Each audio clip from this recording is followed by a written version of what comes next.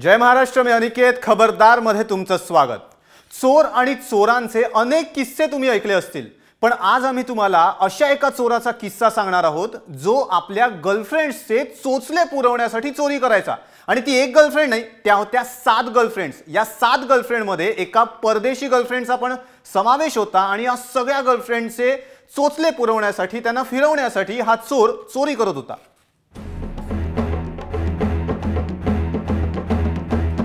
नागपूर पोलिसांच्या ताब्यातला हा अट्टल दरोडेखोर पहा। हा कोणी सामान्य दरोडेखोर नाहीये, हा आहे रोमियो दरोडेखोर। ओम प्रकाश खांडवे उर्फ रोमियो चोर।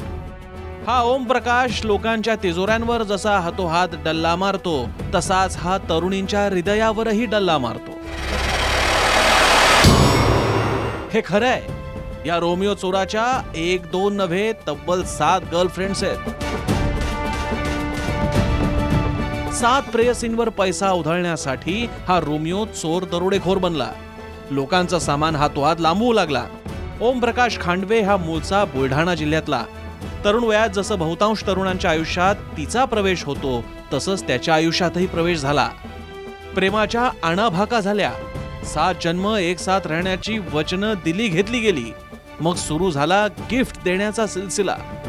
मैत्रिणीला महागडी गिफ्ट देण्याची या रोमियोला सवय लागली। मैं तुम्हारे लिए कुछ लाया हूँ। क्या? अरे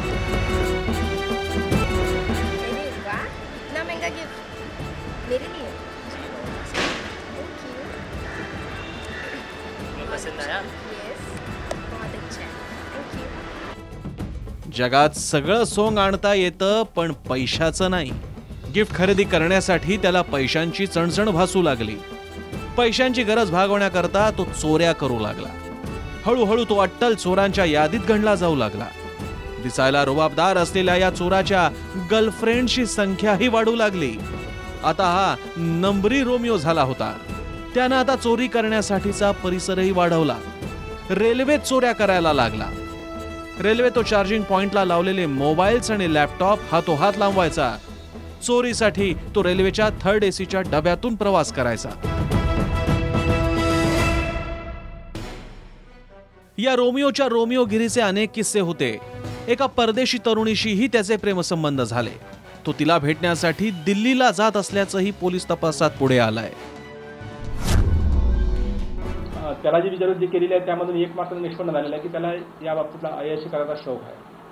म्हणजे पैसा देणं मुलीवर इथं नशील उडवला, परंतु बाहेर मुंबईमध्ये म्हणा किंवा दिल्लीमध्ये म्हणा, कारण की हा ट्रेनचा सफर दिल्लीपर्यंत केला आहे। पण चोर कितीही हुशार असला तरी त्याचा गुन्हा फार काळ लपत नाही। वर्ध्यातल्या चोरीच्या प्रकरणात त्याला अटक झाली होती। 5-6 महिन्याची शिक्षा भोगून आलेला हा चोर पुन्हा सक्रिय झाला। आता त्यानं चोरी करण्याच्या जागा बदलल्या। तो आता मध्य प्रदेश, छत्तीसगड अशा राज्यातही चोऱ्या करण्यासाठी जाऊ लागला। ओमप्रकाश रंगनाथ खांडवे राहणार बुलढाणा, त्याच्यावर खंडवा सिटी कोतवाली पोलीस स्टेशन मध्य प्रदेश, महाराष्ट्र वर्धा, भुसावळ या ठिकाणी मागील 5 वर्षात खूप गुन्हे दाखल आहेत लरफोड्यांचे आणि अंदाजे 20-25 गुन्हे या 3 ठिकाणी गुन्ह्यामध्ये तो अटक झालेला आणि जामिनावर सुटलेला आहे। मैत्रिणीला महागड्या गिफ्ट देण्याची हौस त्याला काय नागपूर पोलीस आता त्याच्या मागावर होते। पोलीस त्याला शोधण्यासाठी जीवाचं रान करत होते। पण हा रोमियो फार हुशार। चोरीचा माल विकण्यासाठी तो मोबाईलचा वापर करत नव्हता।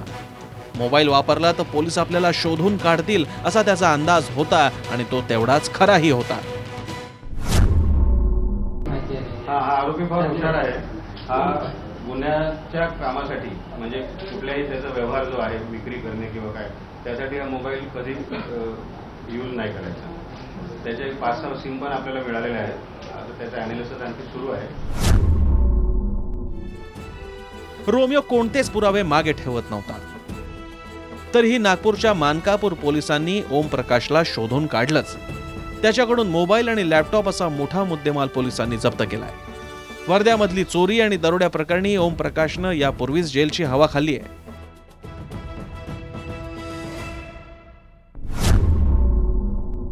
आतापर्यंत 4.5 लाखाचा माल, ज्यामध्ये कॅश, गाड्या, लॅपटॉप, दागिने असे एकूण 4.5 लाखाचा माल आतापर्यंत रिकवर आहे. चोरी आणि लुटमारी करणारे नाईलाजास्तव गुन्हेगारी विश्वात प्रवेश करतात. पण हा रोमिओ ओमप्रकाश निव्वळ अय्याशी आणि चैनबाजी करण्यासाठी चोऱ्या माऱ्या करायला लागला. त्याची रोमिओगिरी आता त्याला गजाआड घेऊन गेली. विजय दिघे, जय महाराष्ट्र, नागपूर.